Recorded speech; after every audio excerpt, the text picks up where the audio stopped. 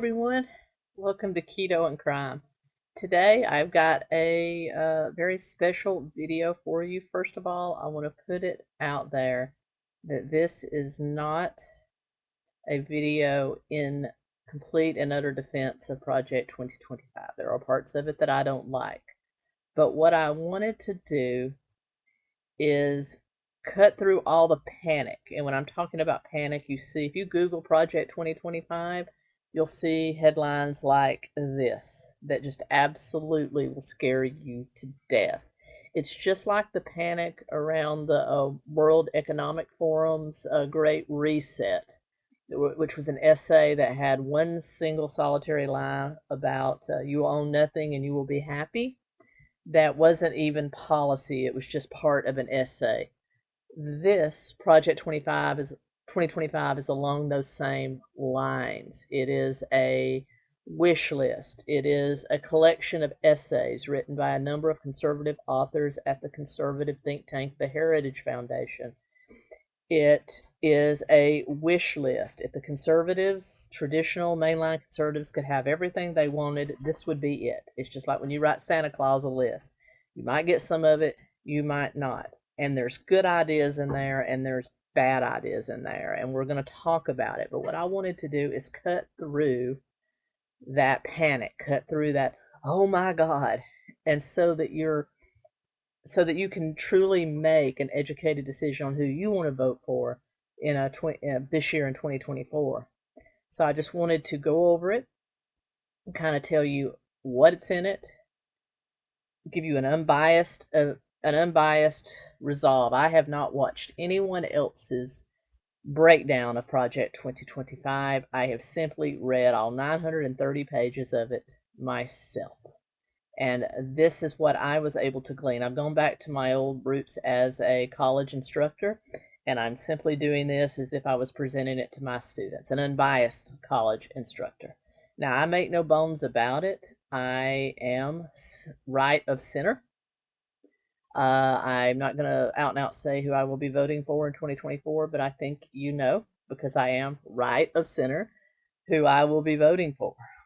But if that is grounds for you to unsubscribe and never watch me again, I wish you all the luck and love in the world. I bear no ill will towards you. But I hope if you are willing to sit here and listen to me, a layperson, give you a breakdown of Project 2025 and alleviate some of your fears so you can make a better decision about who to vote for or what the policies could or could not be, that you will stick around and give me that grace, because I would give you that grace if the roles were reversed. As I said, I love you all. This is not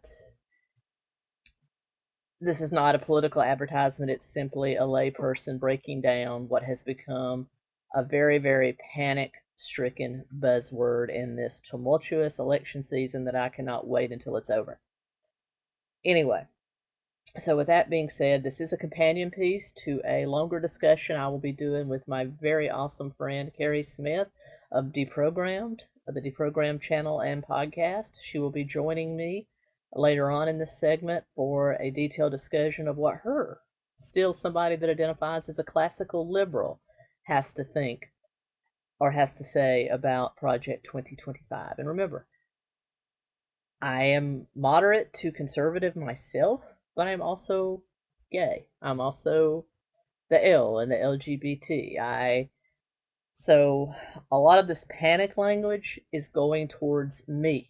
They're trying to center me out with this. And so I wanted to cut through all that and just read it for myself and see what's in there. So with that being said, let's dive in. And so here we go. Who did it? Who created Project 2025? It's the Heritage Foundation, a conservative think tank, just like there are liberal think tanks and libertarian think tanks like the Cato Institute and other think tanks. These are people, like-minded people that have one clear ideology, that get together and they think of how to form policy and make decisions around that ideology. It is not government mandates, it's simply people thinking and how to use certain traditions, ideologies to possibly make decisions in the future. That's what a think tank does. So the Heritage Institute was founded, or the Heritage Foundation was founded in 1973. It's been at the forefront of conservative public policy, so a lot of conservative politicians do look to the Heritage Foundation for guidelines, for ideas, because you can't know everything, people. And it was founded by Edwin Filner and Paul Weyrich. And this is the reason, no matter who the politician is, whatever their ideology, whether they're conservative, liberal, moderate, Republican, Democratic, Green Party, Libertarian, whatever they may be, they all look to these think tanks of their ideologies for their policy, but they don't necessarily use them as straight line policy. They get ideas and then they add upon them and tweak them. Most of the stuff that comes out of these think tanks is just that, suggestions and guidelines and wish lists, and it's up to the governments themselves to add to it, detract from it, or even use it verbatim. I'm sure that has happened. And with that being said, let's move on. That's who the Heritage Foundation is. What is Project 2025? According to the Heritage Foundation, it is a 2025 presidential transition project for the next conservative administration. It does not name Trump by name, just the next conservative that takes office. They hope they will use this as a transition guideline. They have laid this out over 180 days, so the first 6 months of the presidency. He could take this, or whoever it is could take this and use it over the next 180 days to completely reshape their administration within their powers by this conservative handbook. But it is just that. It is guidelines. It's a wish list. We all know that there are checks and balances within the United States government, and yes, those still exist. Contrary to what you may have been told, we are not in a battle for democracy. We are not going to elect a dictator. There are checks and balances. Conservatives throw out these same warnings when it's a possible liberal about to take power. It's the same kind of panic mongering. Don't let it get to you. We are not in a battle for the absolute essence of democracy. First of all, we're not a pure democracy. We are a constitutional republic, which is a democratic form of government, but it is not a pure democracy, nor have we ever been a pure democracy, and probably never will be. Not every citizen in this country does not vote on every issue. We vote for representatives who then make decisions based on the majority of the people in their constituencies. That's how representative government takes place. That's the reason there's a constitution. That is a checks and balances. Every state has its constitution. There is a Supreme Court, not only in the United States, but in almost every state. And then there is a legislature as well as an executive, be that a governor or the president. There are checks and balances.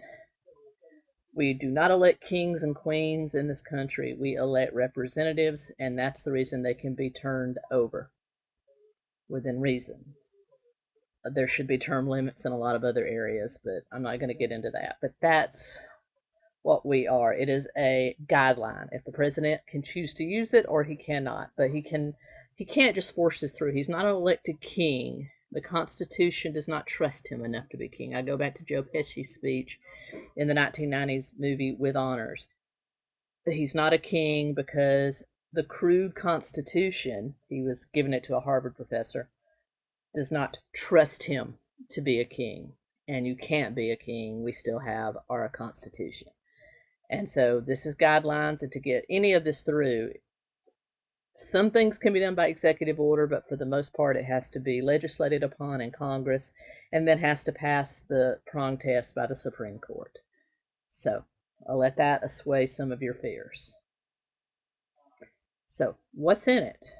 Although I downloaded the PDF version of the book and I read through it, it is 930 pages total. But after you subtract all the contributors, that is the agencies, the people that actually wrote the essays, all of the documentation, they put all their citations in there. Once you subtract all of that, it's really only about 830 something pages. Not that that's a small thing to read, but that's essentially what it breaks down to. And it's The Heritage Foundation put this together with a lot of other conservative organizations. The Alliance Defending Freedom, not one of my favorites, but there are a whole list of different conservative think tanks and organizations that contributed to this, but they have all their citations and everything's right there. But what's in this? 4 pillars. It's basically, the first part is an overview of how major federal agencies function and how they must be governed and changed to get real policy through. As you know, I hate to use the word shadow government, but there is a shadow government. That is the bureaucracy, that army of bureaucrats that cannot be replaced because they've been there forever and a day, and they follow every administration, and they have their own agendas, completely separate from whoever's in office. That's who they're talking about right here. And then Pillar 2 is a personal database that allows any candidate for a federal job or appointment to upload a profile about their beliefs, their background, everything, so that the person doing the hiring or the appointing can have at a glance what this person is all about, because you don't want to be a very, very conservative president and hire an anarchist kind of thing, or you don't want to be a very, very liberal president and hire a very, very conservative person. You want, people that will help you get your policies through. Because even though I love the fact sometimes we have a president of one ideology and a Congress of another, sometimes that leads to a little bit of stalemate. So sometimes you have to have like-minded people to actually get things done, or at least people that are willing to talk to each other. We don't seem to be able to have that right now anyway. But anyway, Pillar 3 is a presidential administration academy that basically will teach the president how to function in the type of bureaucracy they're going to be in. I think that's pretty good. And then they have their playbook, which is Pillar 4, which is the policies that they, on their wish list, would like to see enacted. The centerpiece of their proposed playbook is to restore the family as the centerpiece of American life and protect our children. Okay. I understand how that can be a controversial statement, especially if you're single or have no children, or of a lifestyle where no children can be produced. I understand how that can be concerning.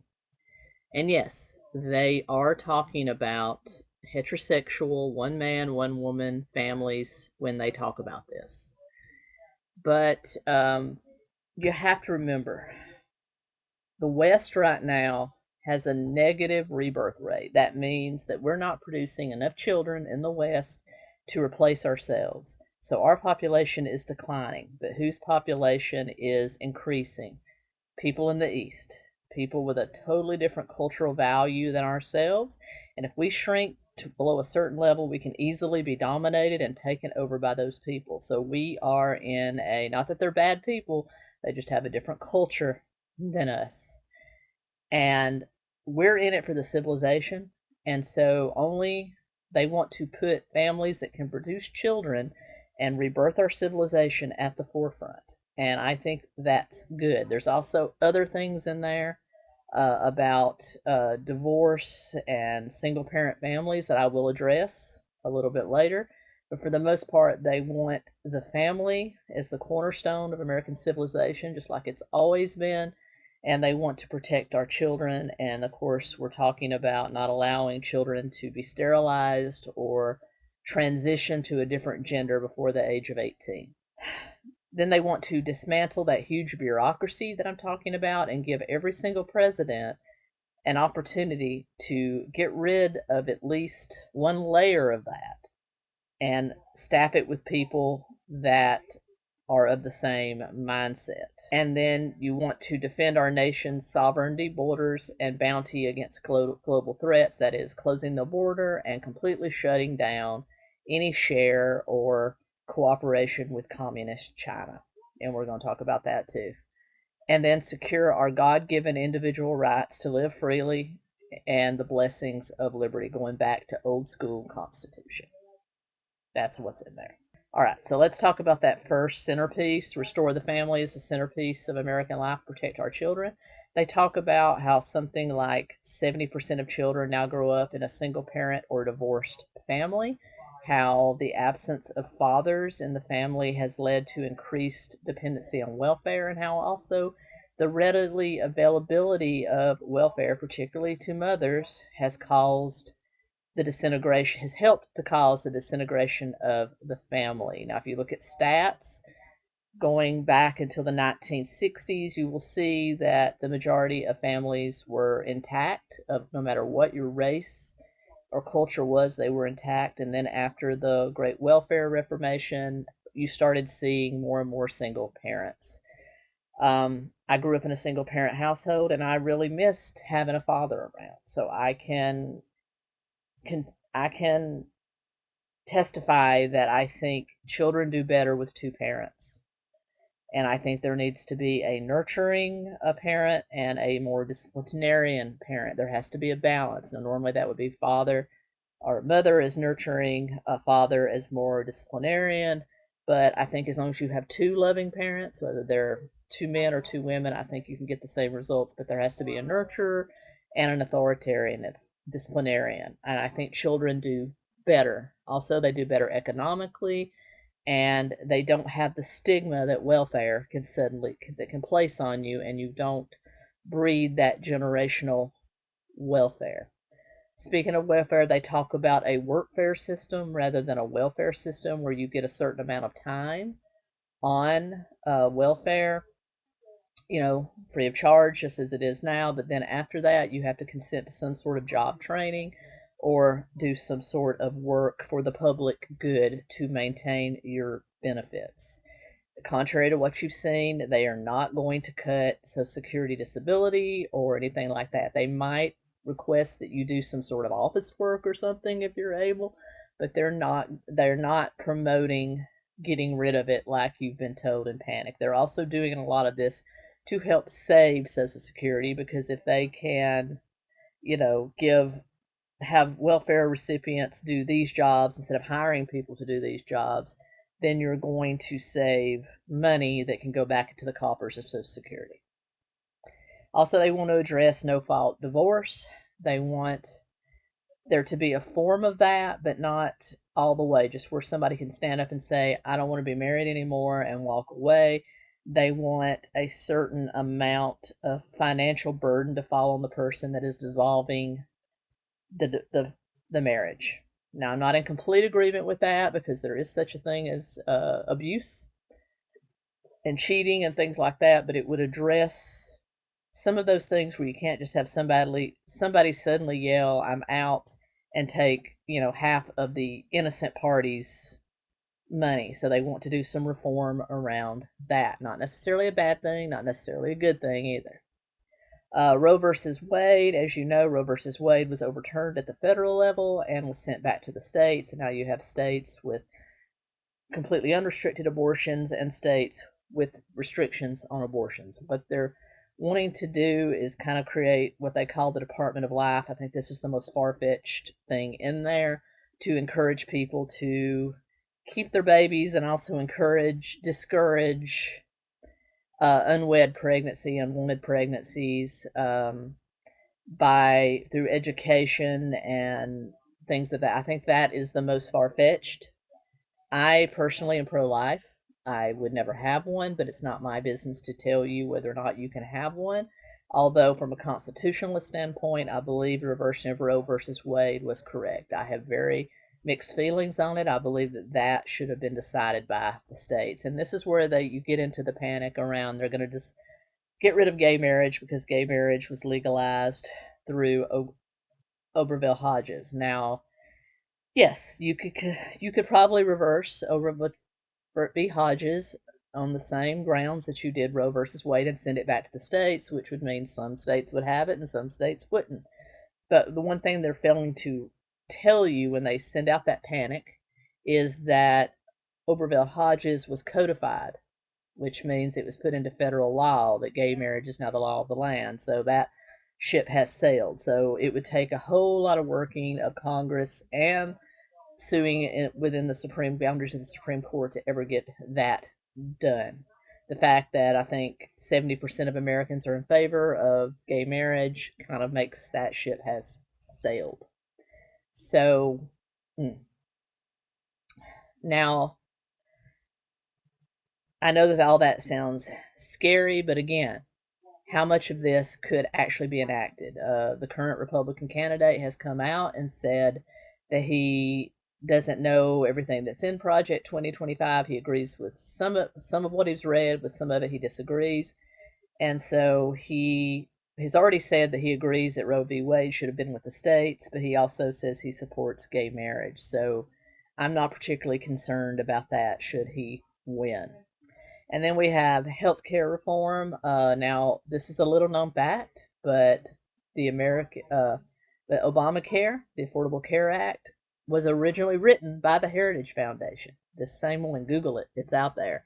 It was written by the Heritage Foundation, and when Obama's Congress enacted it, they enacted it a little bit differently. They put a lot of things in there that wasn't in the original Heritage Foundation's outline, and we got what we got today. Some good, some bad. But what they want to do is reform and repeal certain parts, such as allowing you to have, remember those old cheap insurance policies that you could get that were just hospitalization, the ones that went away under the original implementation of Obamacare? That's what they're talking about. They want to get rid of those restrictions so that if you just want to buy something that pays nothing but 80% of hospitalization, you're welcome to do that.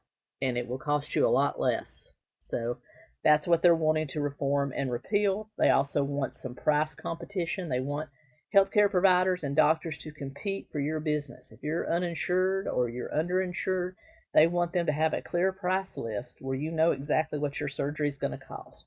I used to work coding health insurance, and I can tell you that what is billed to insurance is drastically overblown compared to what is billed to an individual family. Two sets of prices, and they can only take what the insurance will pay, and they have to write off the rest. So they want to give you the transparency to see what you would pay on private pay versus having health insurance and allow you to make your own decisions. That's what they're talking about within the realm of healthcare. It's always a good idea to have information. Just saying. All right, let's go to centerpiece number 2: dismantle the administrative state, return self-governance to the American people. I like what it says on the surface. Let's dive into it. Talking about bureaucrats at the Department of Education injecting racist, anti-American, and ahistorical propaganda into America's classrooms. This is where they get into the injection of organizations that have links to Marxism, such as the current gay pride movement, that new gay flag. All the gender ideology around that has ties to Marxist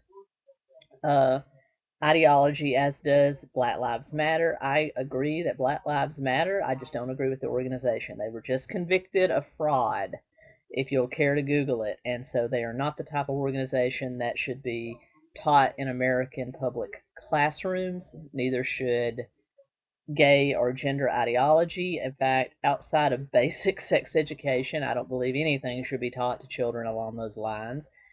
But so they want to pretty much dissolve the Department of Education and give it back to the states. There are some problems with that, but I also think they're on the right track. But there is still some problems with that. You would have to repeal a lot of other stuff, including No Child Left Behind, which has been an utter failure. And also, they're talking about revamping individualized education plans as well. And again, the Department of Justice, they say they are trying to undermine girls' sports and satisfy transgender extremists. The recent amendment of the very law that created women's sports separate from men's sports has now been amended to include transgender individuals, basically biological men and boys, to compete with girls. I am Title IX. I am totally against that. If you are, you should have to compete in whatever category you were born biologically into. You don't see trans men and trans boys, that is, people that were born women and have transitioned to men and boys trying to compete in men's categories, do you? No, because it doesn't cut the same. You only see the other way around, and I think that is a problem. They either need to have their own category or they need to compete in their biological sex. And then they talk about the woke bureaucrats at the Pentagon. I wish they wouldn't use a lot of these trigger words because I think it's counterproductive.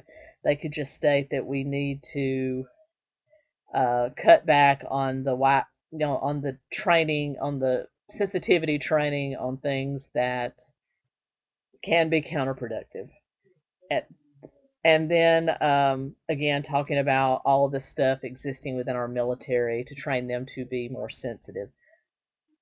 As somebody that served in the Army, I can tell you the only thing we need to be trained on is treating the people to the right and the left of us with respect and defending the country.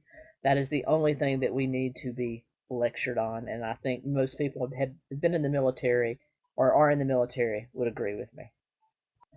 And then finally, they talk about, in this section, they talk about how we need to woefully cut down on our dealings with communist China, that China is actively stealing our intellectual property. They take something that an American company has created and they reverse engineer it and they come up with a cheaper version of it. We need to stop our almost one-sided cooperation with them and put them where they are as an enemy of the United States and hold them at an arm's length. And then here, and also including making sure that TikTok and things like that are not propaganding our young people with Marxist ideology. And then centerpiece 3, defend our nation's sovereignty, borders, and bounty against global threats. Again, stopping Chinese intellectual theft. We need to make sure that other members of NATO and the United Nations are contributing along the guidelines of the charters of those organizations, which the United States has been paying the lion's share of that. They only want them to pay their equal share. And finally, promise number 4, secure our God-given individual right to enjoy the blessings of liberty. I agree.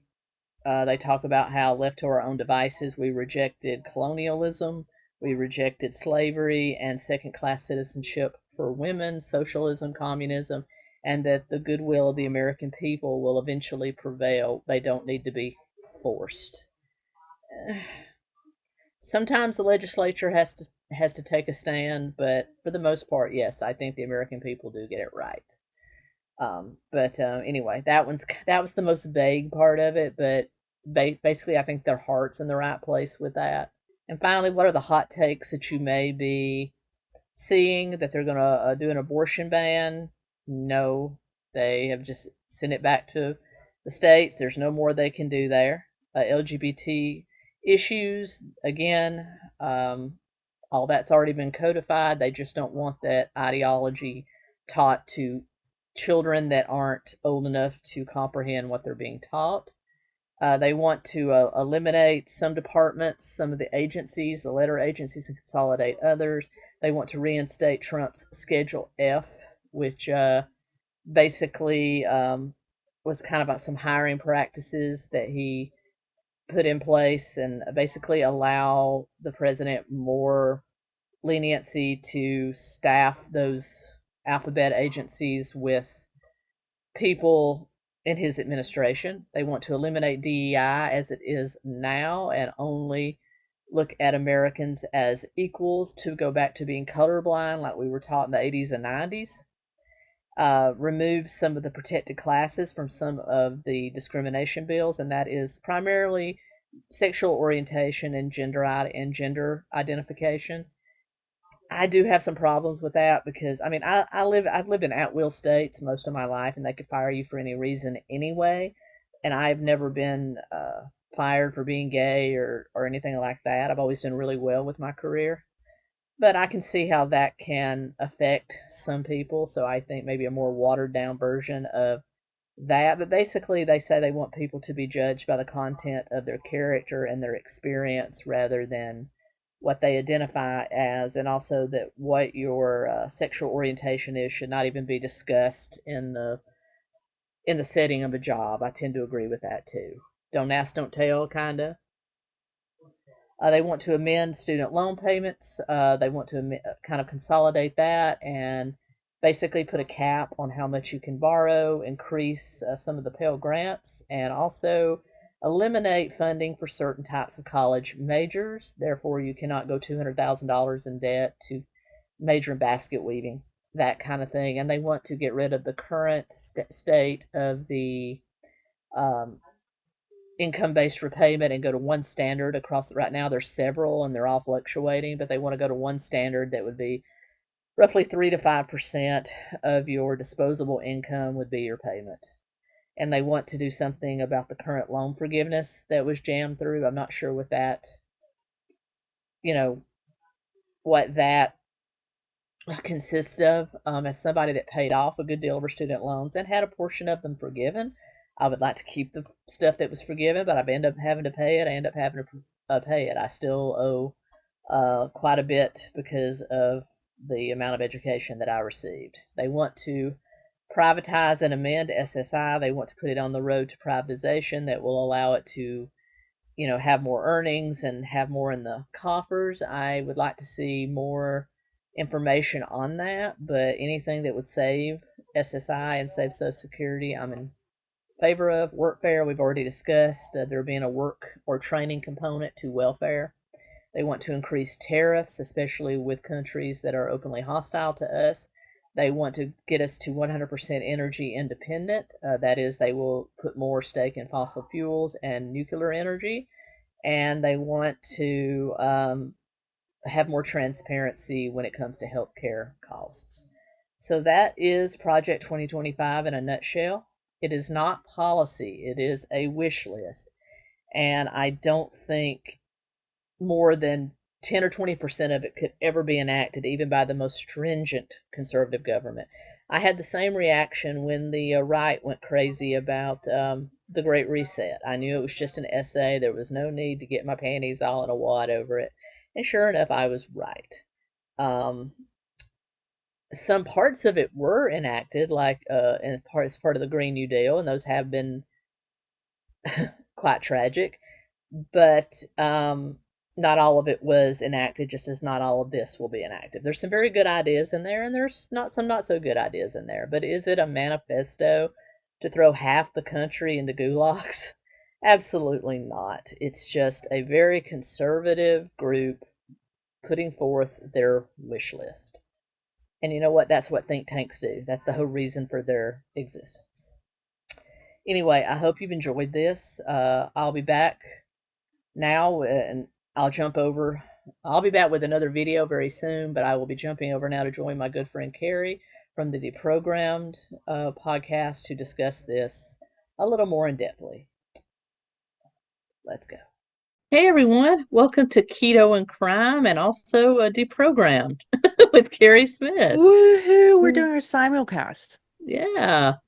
This is going to be appearing on both channels, though there may be some different cuts and different edits in it, but it's essentially going to be on both channels. And if you're watching my channel, this is the second part on our deep dive into the infamous Project 2025. We're going to do some discussing. Now, Keri is still a classical liberal. I'm pretty much a classical liberal too, but I'm also gay. And since some of the biggest dog whistles coming out about Project 2025 are how they're going to make my marriage illegal and throw me in a gulag, I thought I would actually do the forbidden and read the thing. Keri's also read part of it and has researched it. So we thought we'd have a discussion about what it actually is and what's in there. And if we really need to be as scared as they're trying to make us be about the election. This is coming from my side, a layperson. I'm not a policymaker. I just read it, and these are my opinions about it. So, Keri, tell everybody a little bit about Deprogrammed, and then let's jump in. Well, thank you for having me. Thanks for doing a simulcast with me. And yeah, you can find me on Deprogrammed with Keri Smith. And Deprogrammed it's a channel about leaving social justice or woke ideology, about all the problems with it, about how it's not liberalism.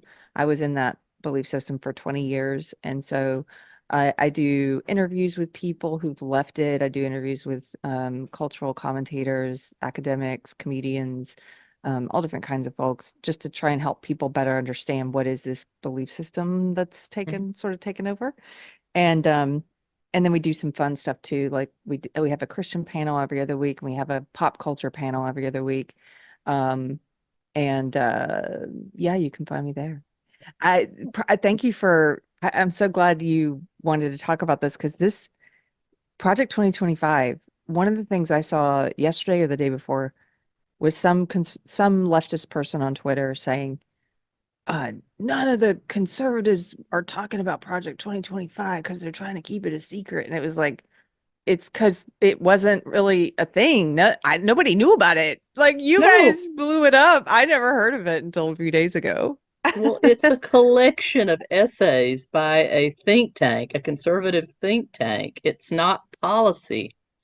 That's the No. thing. It's a conservative wish list. If they could build their own government, yeah, they would do this. But they can't. It's put out by the Heritage Foundation, that is one of the major conservative think tanks. It's just a Mhm. collection of essays about how they would fix things, and they put it together in a little outline for if the president wanted to take it and do, or the a conservative administration or any administration wanted to take it and do it over 6 months. It's a 6 month outline about what they would do. That's essentially what it is. It's kind of like, I don't know, the It's like OJ a, Simpson book, if I did it, yeah. I would have did it kind of thing. But it's completely, it's not policy.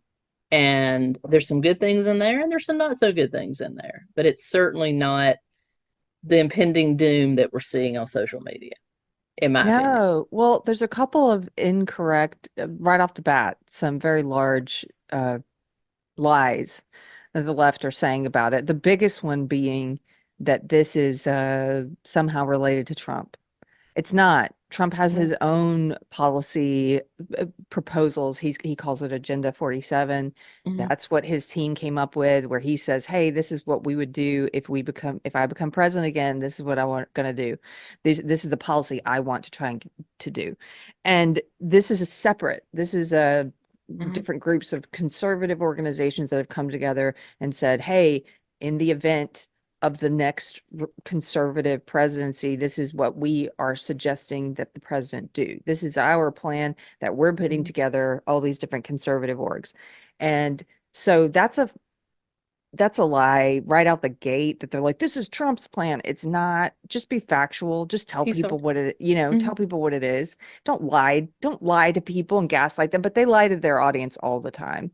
And so Right. you've And got all these leftists running around just saying, this is Trump's thing. It's like, from the he's get-go, already said, I don't you're know, even know wrong. what's in it.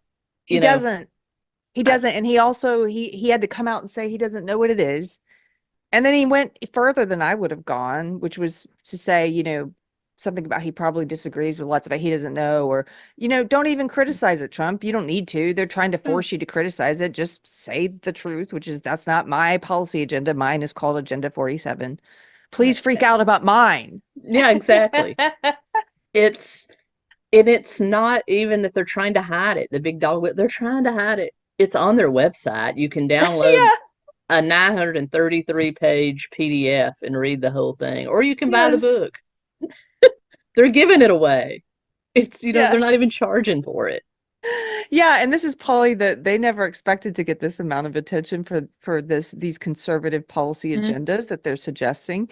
So it's like in a way, the Streisand effect, the leftists, put this in the spotlight. So now people like you and me are now aware of it and we've read it and we're like, oh, there's some good ideas in here and Mm-hmm. some maybe some things I don't agree with and some I think are good and I do agree with. And so, I guess thank you, leftists, for Yeah.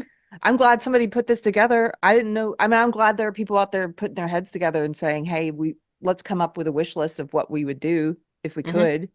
Mm-hmm.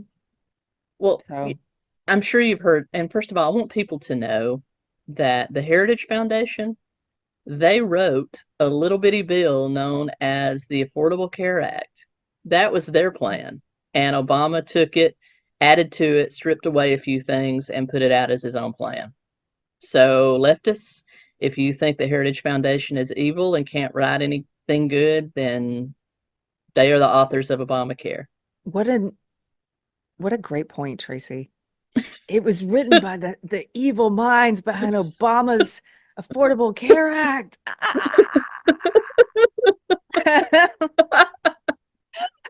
But see, Obama added things like a mandate, like you get taxed if you are penalized if you don't have Oh, health he added the insurance. sucky part, did he? Parts. He added the sucky parts, and he also added in the basically a not allowing health insurers to offer cheap hospitalization insurance, which I had before Obamacare. I had a policy that only paid 80% of hospitalization. That was $50 a month. I lost that because of Obamacare, and he added that. So he added in the sucky parts. The leftist added in the sucky parts.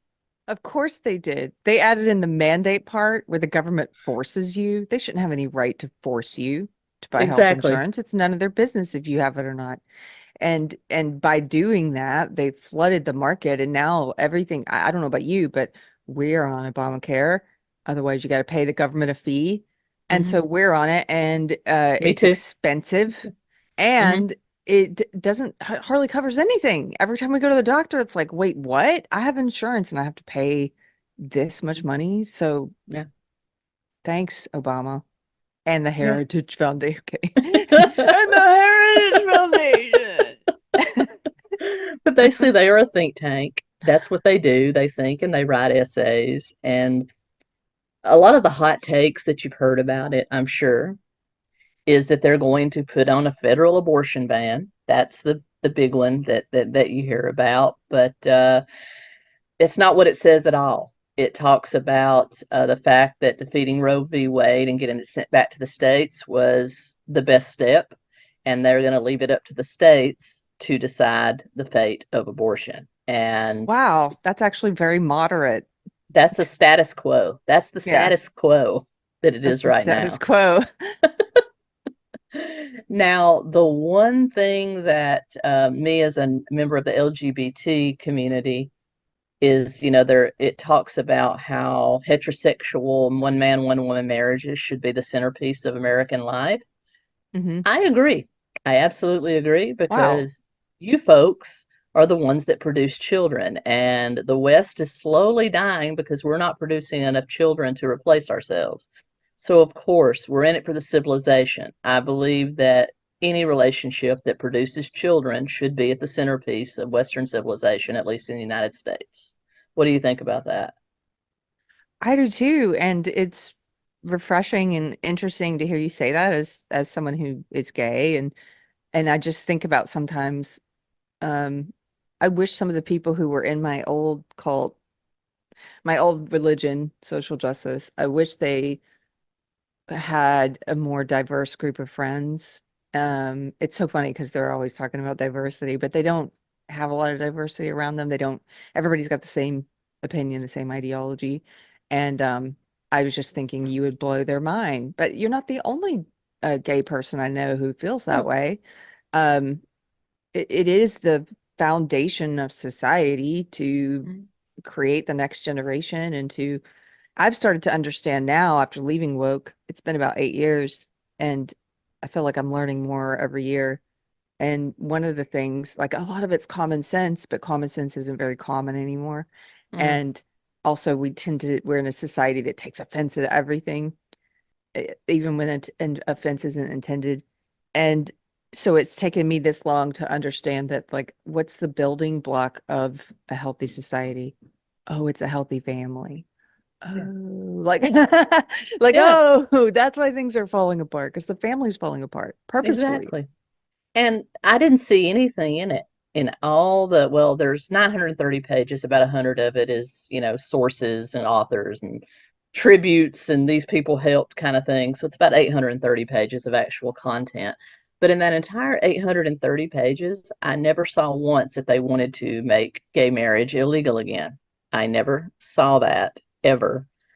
But one thing that people don't may not realize is that in 2022, gay marriage was codified by the United States legislature. It is law. That boat has sailed.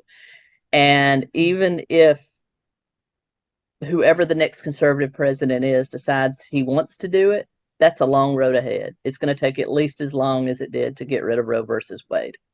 Hmm. So I think that ship has sailed. And you don't see anybody more in favor of gay marriage other than gay people than Donald Trump.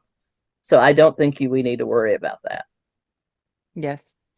I think they have all of these scare tactics right now that they're not just about Project 2025, but about the some of the recent Supreme Court decisions. Mhm. They have convinced the talking heads have convinced the average people on the left who consume their content in that echo chamber.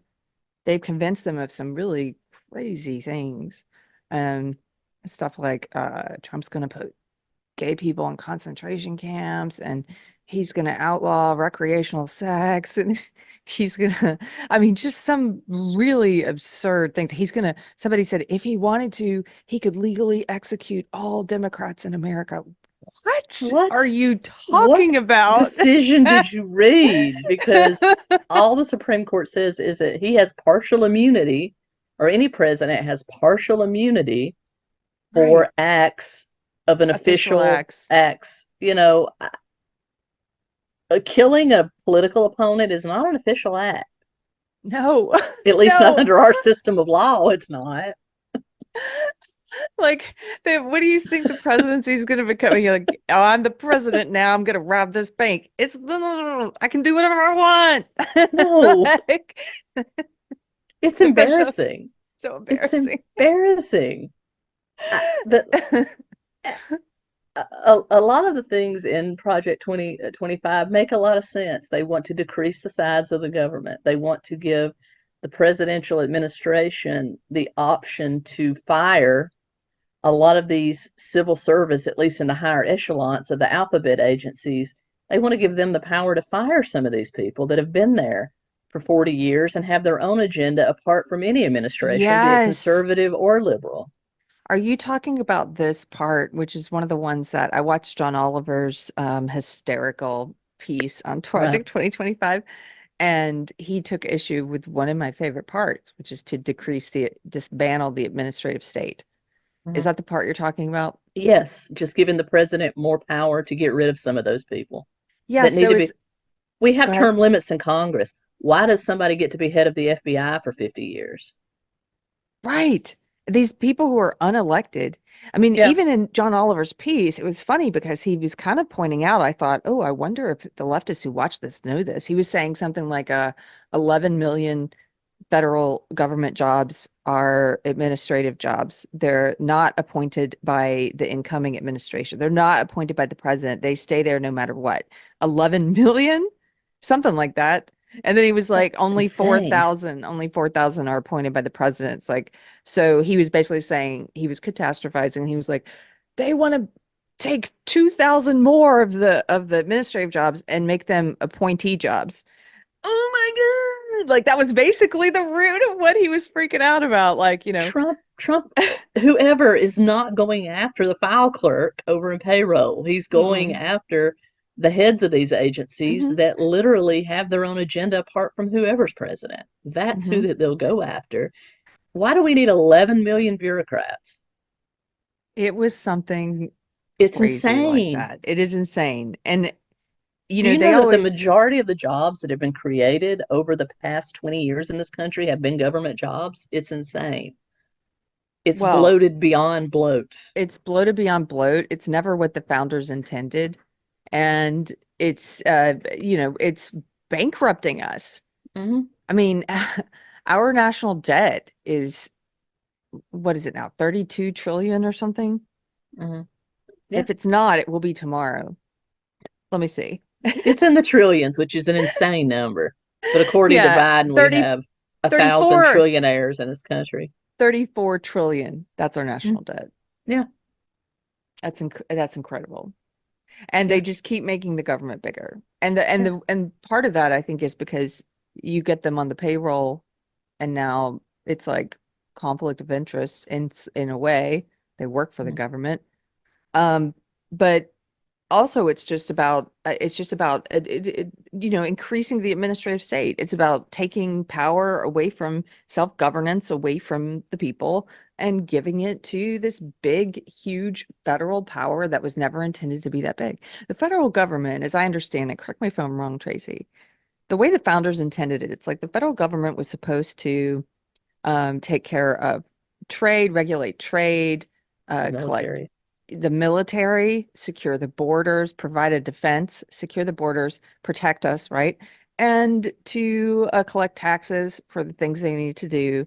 Um, it was never meant to be this entity that's like, you're going to buy health insurance or we're going to No, tax you, or you're going to do never. this or Biden's telling us what light bulbs we can buy. Screw The, you. the federal government was literally supposed to be secondary to the state governments. The Yes. state governments were to control everything, and anything that was universal for the entire country was to be had by the federal government. And that's the reason they gave us a mandate to rebel against a government that becomes Yes. too Tyrannical. too sassy. Too sassy. I like the way that's a good Texas way of saying it. So, but it has been bloated into this monstrosity that literally has become, first and foremost, way beyond the state governments. Yeah. I live in a very deep red state, the great state of Tennessee, and my government here doesn't intrude into people's personal lives like the federal government does Isn't it at so all. funny too that they always, I've been talking about this a lot on Deprogrammed, how they engage in so much projection and they always accuse you of doing what they're doing Mm-hmm. to you. And they love to say that, Republicans, like some of those examples I gave, which are real examples I've seen from leftists saying, oh, Republicans are gonna outlaw recreational sex. I'm like, what are you talking about? They love to say that Republicans want to intrude in your personal life, but it's like it took me a long time to realize that's a projection. You guys are all up in our business. Like you want the government telling us this isn't a joke for any leftists listening who's not up on current events. They told us this past year what light bulbs we can own. Mm-hmm. They made it illegal to sell incandescent light bulbs. Yeah. I, why is that any of their business? And any new Like, construction can't have gas yeah, stoves anymore in in yeah, certain areas. I mean, gas stoves. no gas stoves. They want to keep us dependent. Mm-hmm. Because if gas stoves can be easily converted so you can use propane and other things, I Yeah. think this is why they want us all off of them so they can turn, like in California, they can turn your power off. Yeah. They can turn off your stove if they want to. And Smart house, yeah, electric cars where they can just hit a kill switch and kill everything that you yeah, have. That's not freedom. that's not freedom. That's why I drive an old truck. Yeah. Yeah, I drive a 2010, but yeah, same kind of thing. mine's kind of the same. I'm not going any newer than that. Mm, I also have a real key. I don't like the mm. have a real thing. And so everything in Project 2020, to me, a lot of it makes perfect sense. There are a few things that I'm a little skeptical of, like when it comes to, I don't want to see Plan B banned, and that is in there talking about how to phase that out. Okay, tell me about this part because I haven't read this part. Plan B, They you mean the abortion pill? The abortion pill. They want to basically make it illegal to sell across most state lines. I'm a little apprehensive about that part of it. Um, I am pro-life. I would never have an abortion. But it's not my decision it's not my prerogative to tell somebody else what they can or can't do. So I'm kind of like, I was kind of mixed on Roe v. Wade on that Mm-hmm. decision. But from a constitutional standpoint, I have a master's in political science. That's my background. So I do know a bit about constitutional law and constitutional matters. But it was the right decision from a constitutional standpoint to send it back to the states. That was the right call. I can't argue with that. From a personal standpoint, I had mixed feelings about it because I'm not going to have an abortion. I would never take a Plan B pill. Mm-hmm. I don't want, but I don't want to tell somebody else what they can or can't do. But they're wanting to restrict that to the same standards as abortion is now. They want to restrict its universal availability and let it go state by state, which is Oh, okay. probably the same. You know, to me, I guess I had the same feeling about it. But what they aren't telling you is if you really look at most abortion laws in this country, state by state, they have a more flexible definition of what the limit is, like after 6 weeks, 8 weeks, than most European countries. most European countries, you can't have an abortion after, I think it's 4 or 5 weeks, 4 or 5 6 weeks. weeks. Yes. Yeah, and most of the ones here are 6 to 8 weeks. Yeah. Even the states that you know have those kinds of restrictions. We don't have a state here that has banned it outright, to my knowledge. There might be, but I don't know of any. I Do you don't know know of of any? any that's banned it outright. No, they like to, again, the leftists like to say that, and a lot of the people who are in the echo chamber believe that. But there are exceptions, like here in the state of Texas, there are exceptions for the health of the mother. There are exceptions for Rape and incest, which is rape such a and incest, and small it's percentage. it's an infinitesimal. How do you say the word? I always say it wrong. It's just Infinitesimally small. It's a a very percentage. small percentage, but they always use that as their, they use the exception to prove the rule. Hmm. But so, okay, then accommodate those exceptions. They also have it's a time period here in Texas, Hmm. in which, it's not outright banned. I forget how many weeks it is here. But I don't know, like you, I don't know any state that said no, never under any circumstances. Yeah, Um, it's so just so I'm clear, because I haven't read the Plan B part and I pulled it up, I was trying to find it, but so they're saying they want to do with Plan B what we did with surgical abortion or medical abortion, which correct. is to Send it say, back to the send it to the states, states. I think and I not would be and not fine with that. potentially not allow somebody in Texas to order it, From somewhere offline and else. get it shipped, to their home. They want you to have to go through some sort of, official thing to get it. Not that. Mhm. Well, this is one thing you and I might disagree on then slightly, which is fine. I think it's more interesting when we have Mhm. disagreements. I think I'd be fine with that, with kicking it back to the states. If you have a state, because I've started to think about more about the culture and the will of the people dictating, what is considered morally permissible and what's not. And that's the basis of law. That's where we decided, thou shalt not murder, or things. It's what do we consider to be immoral, something that humans should not be permitted to do. And so I'd be fine with states being able to say, we consider it immoral. We have voted, and you're not going to do that in Texas. And if you want to live in a culture that supports that, then don't live in the state.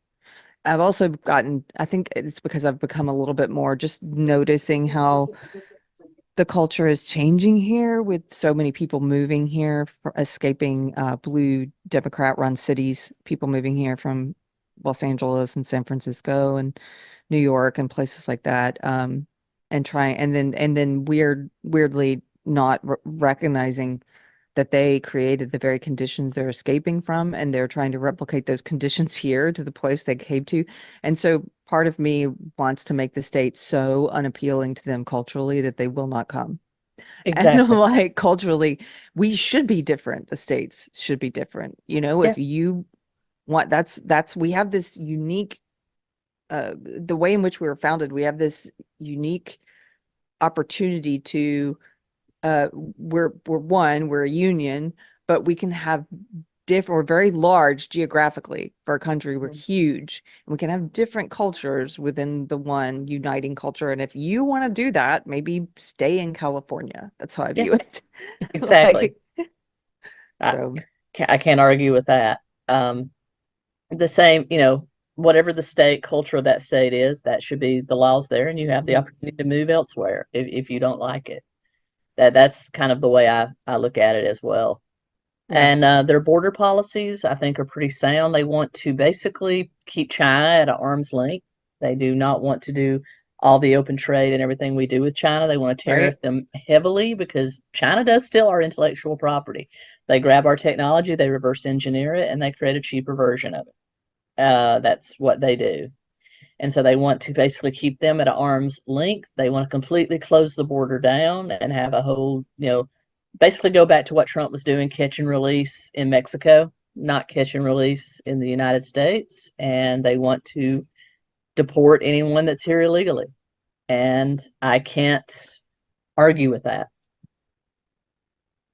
Yeah, I mean, we're at a place now where, because of the election, Mm-hmm. Biden is finally saying, I mean, you've heard him say this, right? Uh, Mm-hmm. well, someone told him to say this and he remembered. It wasn't during a live debate, but he's finally saying, we need to do something about the crisis at the border. He's saying it because there's an election now.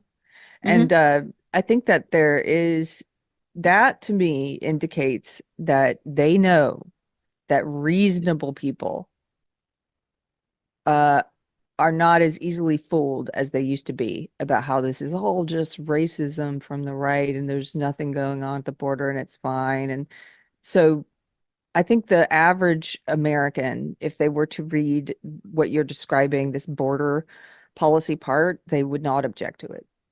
No, because what's happening now? They're coming across, they're getting caught, they're getting a court date, and they're being released. Well, Yeah, they're just going to go off and get a fake ID and never yeah, show up, yeah, and then they're just in the country. yeah, And most of the people coming across are military age men, single men. It's not families, it's not children, it's not anybody that's really in any danger. But basically, what they want to do is, if you're seeking asylum, you have to prove that you really are in need of asylum. We just don't take your word for it anymore. yeah. Well, and because the thing is, most of those so-called requests for asylum, they don't, I think it's something like, gosh, it's been a while since I looked at the stats, but it was something low. It was less than 10% of them get approved. Like Hmm. most people who come here and say, I'm seeking asylum, they're not approved. They're not actually seeking, they don't meet the qualifications. But Yeah, what happens is what you're talking about is catch and release, and then they never return for the court date, and then it's, well, you're in the yeah, country now. yeah. So being in a border state, it's pretty incredible, like the numbers of people. And I don't know. I don't know. Something's got to be done. I don't know, Tracy. I'm at a loss for words sometimes. Like I said, Oh, I am slightly encouraged that it seems that they're acknowledging by Biden addressing mm, it, that they're acknowledging that they might need to say something about it. They think they might need to say something about it in order to win. yeah. That they might need to them, it's like, oh, that signals to me that they think there are enough reasonable people, even on the left, who are Hmm. like, oh, recognizing that this is an issue. Yeah, They can't get absolutely. away anymore with just saying, oh, this is No, racism. people are noticing. Yeah. Average people are noticing. And so, also, some of the things they talk about is getting rid of some of the government agencies. They want to completely get rid of the Department of Education. They want to redo the student aid program, go more heavily toward grants, less reliability on loans, and force colleges and universities to be competitive in their tuition prices so that it'd be like when I went to community college where you can work part-time and pay most of your tuition and fees from a job Hmm. rather than having to take out a bunch of loans. That's what they're gaming for. They want to redo the student loan repayment policy as it is right now. There are so many income-based payment plans. They're all over the place. They want to go to one standard, which is 3 to 5% of your disposable income would be your payment on an income-based repayment plan. Now, as far as student loan forgiveness, I paid off about half my student loans, and I got a portion of it forgave under what happened just recently. And if I end up having to pay that part that was forgiven, that's just something that happens. But they want to kind of redo that as well. I know that's scary to some people, Yeah. but they're also going to downgrade student loans and force colleges and universities to be more competitive in their pricing. Same thing with healthcare. They want to get rid of I think they've already gotten rid of the mandate with Obamacare, but they want to allow it to where you can have those low cost insurance policies based on your age and your health, where you might only have hospitalization, but that's all you need. They want to redo it where you can have those things. They also want to force medical practitioners, hospitals to publish cash prices, put cash prices out on the website so that you know how much you're in for if you don't have insurance. I like What's all wrong of with that? these. I like Nothing. all of these things. uh, the Department of Education, this is one that they like to paint as extremist and radical and Mhm, abolishing it, I mean. mhm. But I don't think so. Once again, I think Public it's sort of, education used to be in the hands of the individual states and sometimes the yes, individual towns. it should be in the hands of the states. It Mm, should be in this, again, culture dictating what you're kids are taught. learning. because well, let me just, the federal government is completely, dropped the ball. I mean, what they're doing now is No Child Left Behind has been a disaster. it's a disaster. The illiteracy rates are through the roof. Hmm. The kids are not proficient in math. They're graduating without being proficient in basic math and Yeah. basic literacy. There's Um, seniors graduating from Tennessee high schools that can't read. that can't read. Yes, it's crazy. The numbers are crazy.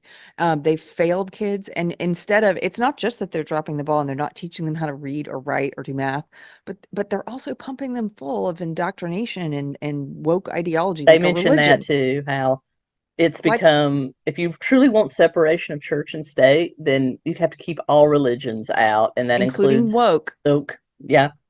including woke. And I say this as someone who was in that religion for 20 years. Hmm. It is a religion. It is a faith system. Hmm.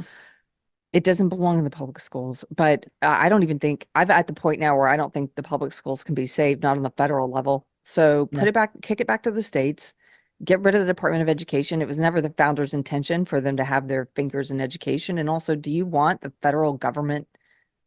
You trust them with your kids, really? Like, oh, I'll teach my Yeah. kids. It's a government. Yep. Why? You should be, as Because a parent, like you parent. should be picking the best people to do that, not trusting the government to do so. I don't, I think it's so backwards now. The way I think about it is has changed. And I Hmm. think the current system is backwards. And yeah, I'm fine with it. All right. Another hot take is addressing no fault divorce.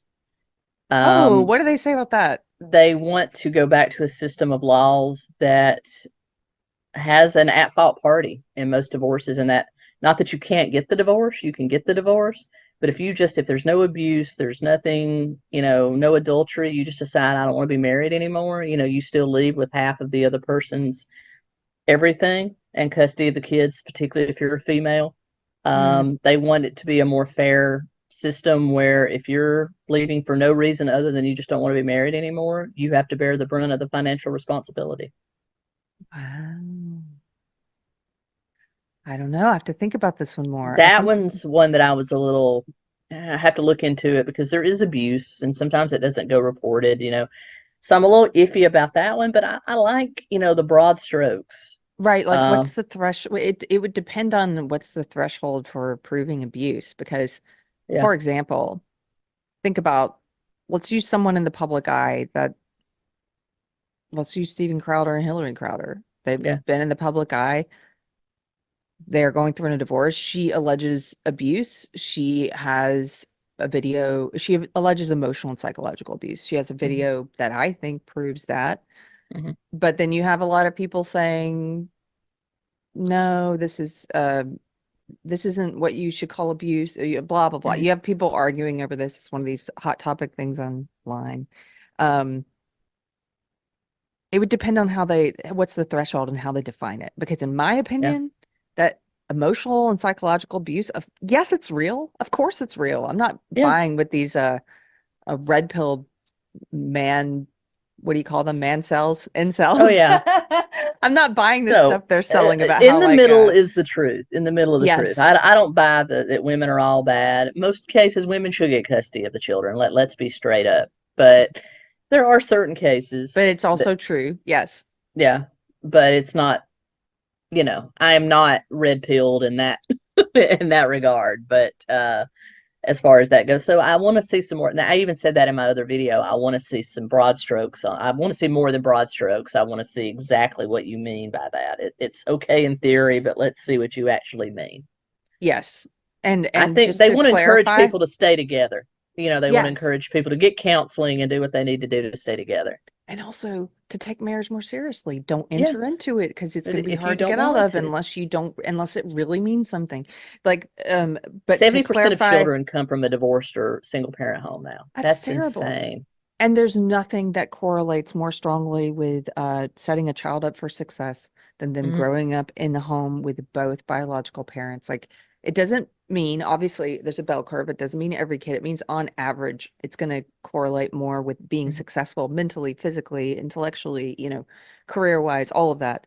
Um, but just quickly, because I want to clarify, because I can already hear in my head people tearing apart if I don't make this very clear. what we were just saying. I agree with the people who criticize the current system and say it's sexist and biased against men in divorce. It is. Hmm. It is. In most cases, the children, as you pointed out, always go with the mom. It's hard for the men to fight to get custody. It is tilted towards women, and I do think that's a problem. But what I'm also saying is that I don't go in with these extremists, these Yeah. whatever the red pill manosphere, like you said, who they claim that women are all bad. These guys are just like feminists, but like they're Yeah. both the same. They're mirror images of each other, where they're like They're everything is women's manimists. fault, They're everything is men's manimists. fault. Yeah, yeah, everything's women's fault. No, it's all men's fault. Yeah. You're both crazy. And what So Keri, oh, no, go, yeah. go ahead, go ahead, go ahead. Well, just to finish that thought is that I don't go in with all of that, and I don't Mm. believe those are the people who try to claim that there's no such thing as emotional abuse or psychological abuse, and all women just lie and use that as an excuse, and that's ridiculous. Of emotional and psychological abuse are things that actually happen, Exactly. and women can do them too. There are Mm. also women who are emotionally and psychologically abusive to their male spouses.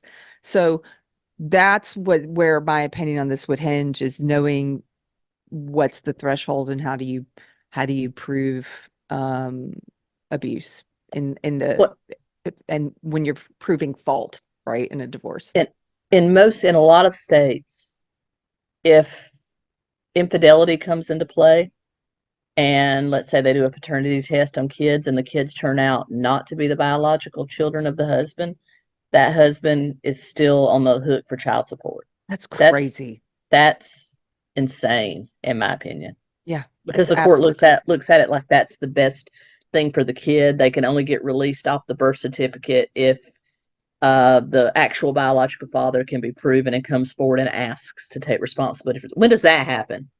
Yeah. Never. So if the woman is a slut Yeah. and cheats on her husband, and He not signed the birth only certificate he thinking signs it the was. birth certificate, yeah, it's like you already did the worst thing possible to the person Yeah. you vowed to love and protect and take care of. You cheated on them, you lied to them, you altered reality, Hmm.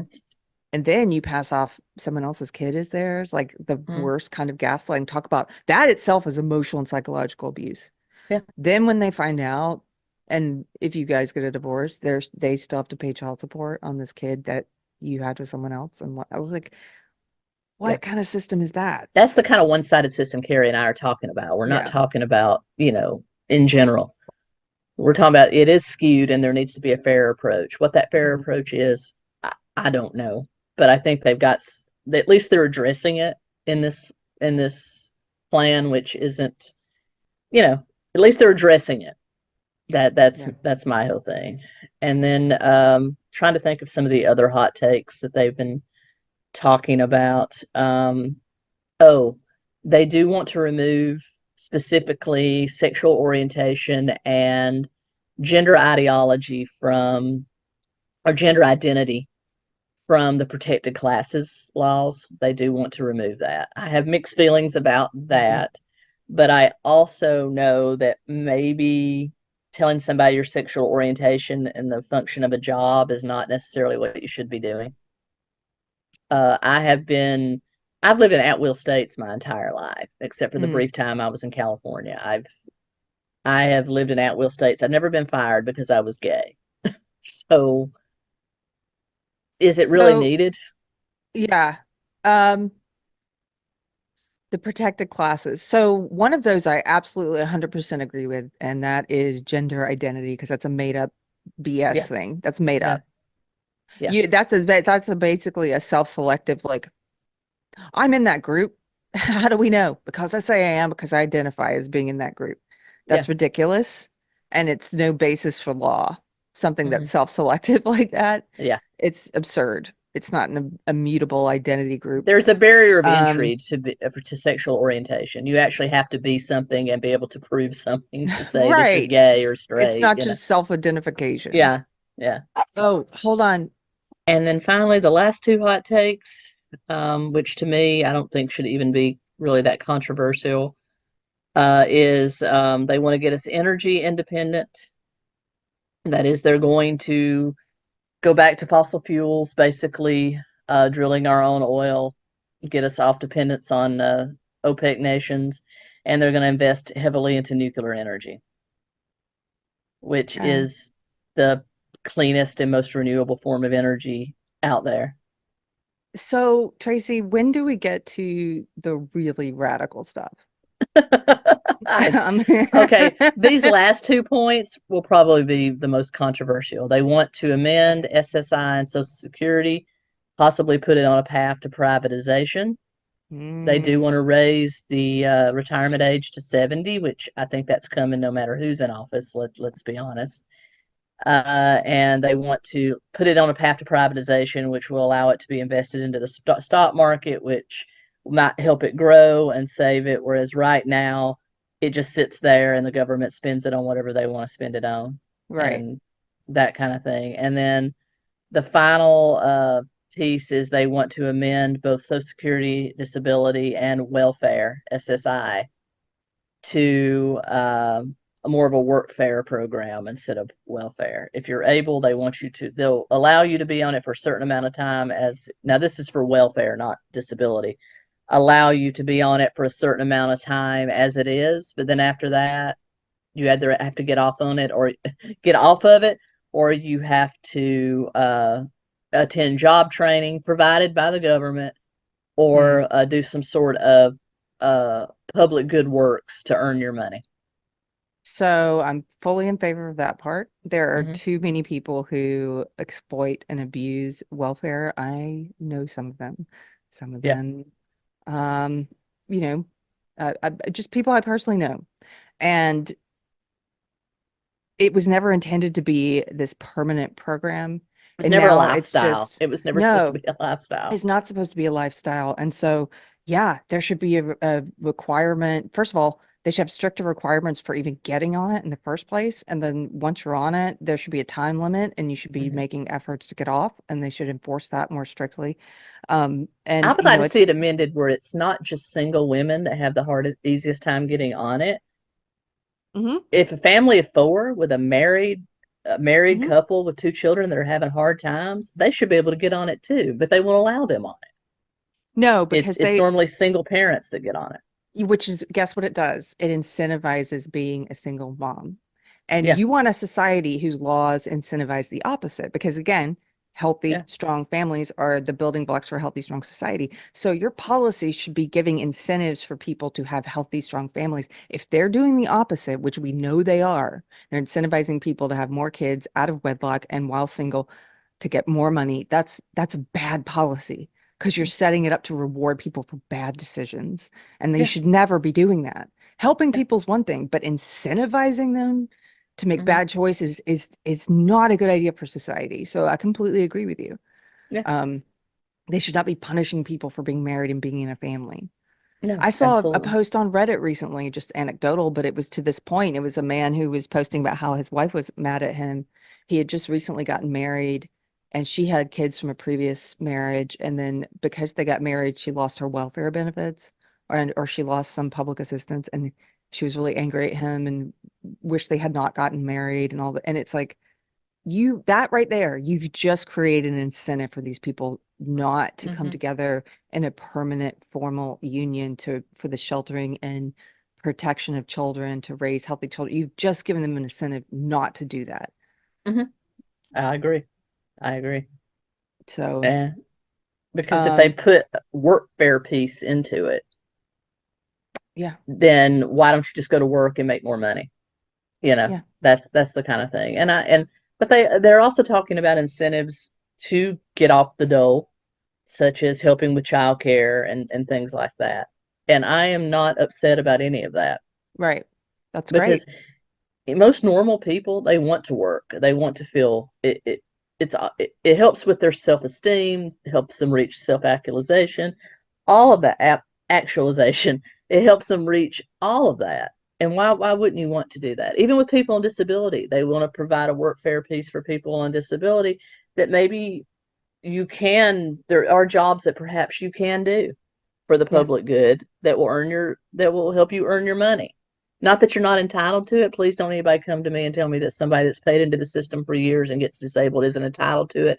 Absolutely, you are, but it's going to be, they're proposing it to be an option so that you're not just sitting around at home feeling bad for your, feeling depressed and Right. stuff like that. They want to give you, or, and then there's also a piece where they talk about not penalizing you if you do have a side hustle. Because, right now, if you're on disability and you do have a side hustle, let's say you make stuff and sell it on Etsy, if they find out about that, they penalize you. Yeah, They they should take not away be part of your doing that. benefits. That's Yeah, that's BS. that's BS. And I agree. It's like there are numerous studies have shown that if people have a sense of purpose and they're working towards something, they have Mm-hmm. longer life expectancy. They have their report being happier, their moods elevated, they're healthier.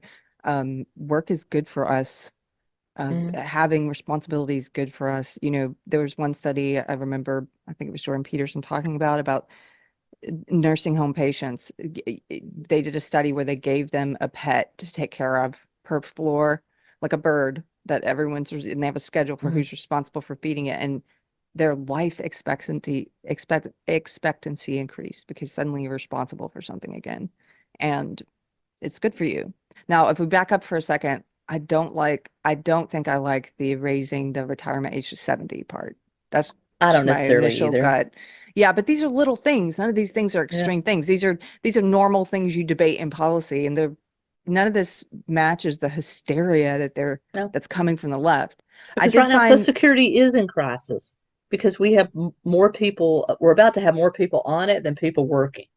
And yes, that's a formula for it because there is no surplus. It'll fold in on itself and nobody will have it. So I think all of this is a way to save it, in my opinion. I think so too. It looks like they're trying to come up with good ideas. It's like if you don't like the ideas, then explain why you think they're bad and offer better ones. But your ideas, leftists, they're failing. They've been failing us. You have to learn from your mistakes. If you have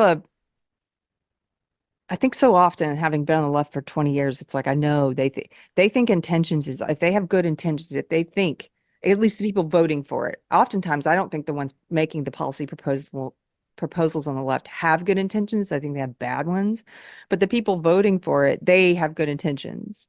But Mm, then if you see the results and it doesn't do what you intended for it to do, then you change course. You come up yeah, with a different idea if it's not working. Um, and they just seem so reticent to do that. Like they dig in their heels on, well, yeah. intent is all that matters. Um, One thing I was going to say, Tracy, before we go, I think I found the really extreme parts. Here we go. Now, this is a meme. I just got this meme. It's a breaking news, new and improved Project 2025 plus. Ban any further Star Wars sequels. Wow. That's crazy. That's in there.